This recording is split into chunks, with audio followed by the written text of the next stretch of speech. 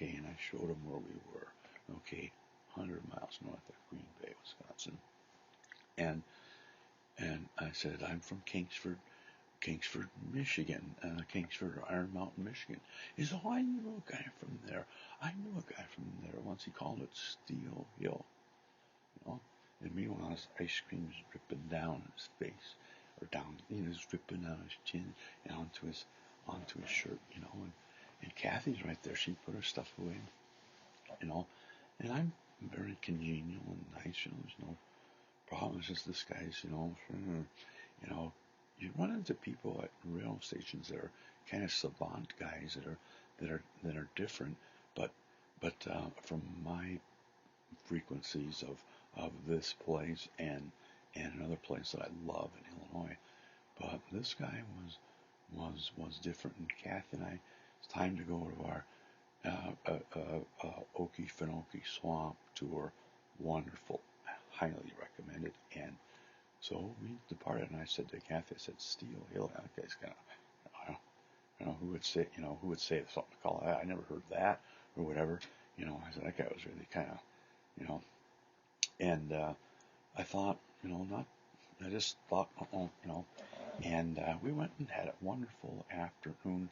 We came back to the Folkestone Funnel. It's the only place to do. I mean, there's nothing else besides a McDonald's and a Dairy Queen or something in the town. It's a county seat on the Georgia-Florida border, and traffic going through it. About 5 highways going through the town, and the all the rail traffic on eastern Florida has to pass through this town. It's the only road bed through there, and rail bed. And we came back there. Beautiful afternoon. We're sitting there, and the train comes by maybe, and I noticed this guy is still there, which happens. Some people come, and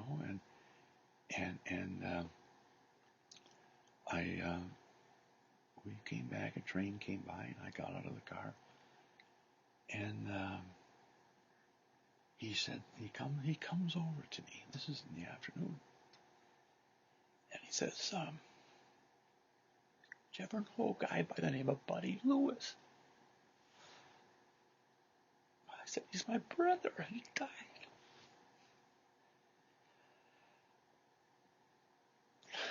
And he said, yes.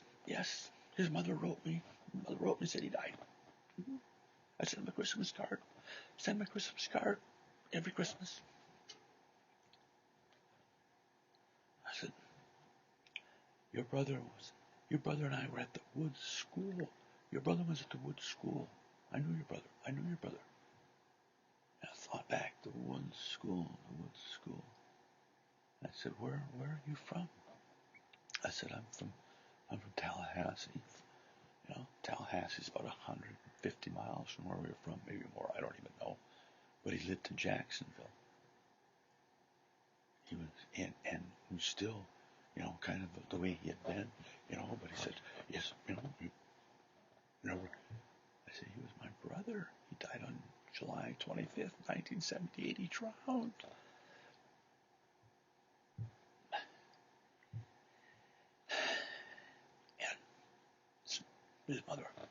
His mother wrote me that he died. I sent him a Christmas card every year. He told me he hit a tree skiing. He was very friendly. He had a wit about him.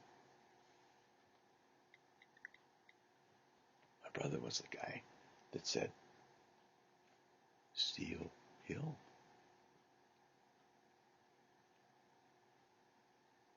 They were taught. My brother was at the Woods School. My father and mother sent my brother everywhere. And this guy said that they knew they were special, and that they taught them how to live in the outside world. And he said that he kept on talking about my brother and relating these things. He had a wit about it. Kept on. He never referred to me as his brother. He just said that his mother told me that his mother wrote me and said he died. I can imagine Dorothy having to write that letter. And I'm thinking this guy was a professor that maybe had had a stroke or something and that had remembered my brother. Okay. And then I'm going, and it turns out this guy's birthday is the same as mine, April 10th. But he was born in 39, 38. It's 4:30. He was a little bit younger than Bud. Bud was born in 38. So after a while, I conclude, after I'm just overwhelmed with this, I'm actually crying there. And I think he realized that he had touched me, that I really was his brother. Just out of the blue. But after I got control of myself, I asked him I realized that he wasn't a professor or an instructor or a doctor at the Wood School, this special school that my parents, this guy said, $4,000 costs $4,000 a year. And I can imagine my father, having just bought the cottage and whatever, $4,000 a year, okay, in 1957, is lots of money. And he said, your brother was there in 56 and 57. And he said, yeah, Wood School costs $4,000 a year. Okay, my mother sent me there. I was there for 10 years. My father made all his money on Wall Street. Okay, and he was this guy was I'm driving this brand new a Mustang, and all of the culture that was within him, but something was, obviously something was wrong with him. Plus this coincidence of him knowing my brother. What that's the deal. And so I got bold and I asked him, I said, what was your affliction? What? And he said, I weighed 10 pounds when I was born, and it took me 2 days to be born. And when my brother was 19, this young man was 15. And my brain injured brother was made enough of an impact on this man to have this guy remember my brother. And then just the happenstance of me being there 1,300 miles from home on a specific day, and this guy just happens to come over. I asked him why he was there. He said that he was just a train lover like me. He was coherent enough to drive, but he still had this communication. He just got, he was obviously a brain injured person, just like my brother. And when you have situations like that happen to you, things change for you, for your life, and you really decide to do things that maybe somebody else said you shouldn't do, or you let it be known, things that really affect you in your life, and you try to do something about them. He kept on saying, his mother wrote me, said he had died. His mother wrote me and said he would die. I asked him what his name was, and I started saying, so your name is Norman Bates? And he said, oh, I'm not Norman Bates. My name is Mortimer Bates III. Mortimer Bates III. And he was very, very proud of that. So his father, my father made his money on Wall Street.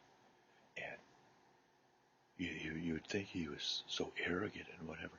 And I felt so, after a while, I felt so bad that I was congenial with him. And I didn't interpret the wit that he provided to me that was just my brother to say something, Steel Hill. I'd forgotten about my brother that much. I wish I had more to say, but that's the story. That's the story that I have. They taught at the Wood School, he told me that they taught them that they were special. And they taught them how to deal with the rest of the world. And I think they told them that they would never improve beyond a certain point. I don't know. Or that they knew that, or maybe that they told him that they had hope. But he knew my brother was there from 56 to 57. And I'm searching through my mother's documents, what are left of them. I've found stuff on the Wood School, and I don't know. I'm trying to confirm that, but it fits right in. My brother graduated from high school. He should have graduated in 53. He ended up graduating in 55. I have the yearbooks confirming that. Plus, I know that 56 to 57 would sound just about right. I can remember the hustle and bustle.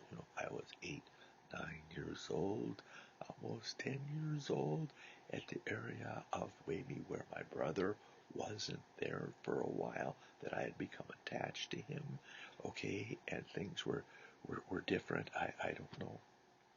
The guy knew my brother had hit a tree skiing, but he never really confirmed that I was his brother. He just kept on saying, yeah, his mother wrote me that he died. His mother wrote me that he died.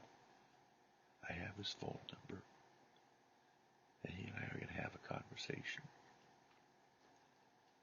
Thank you. That's my story.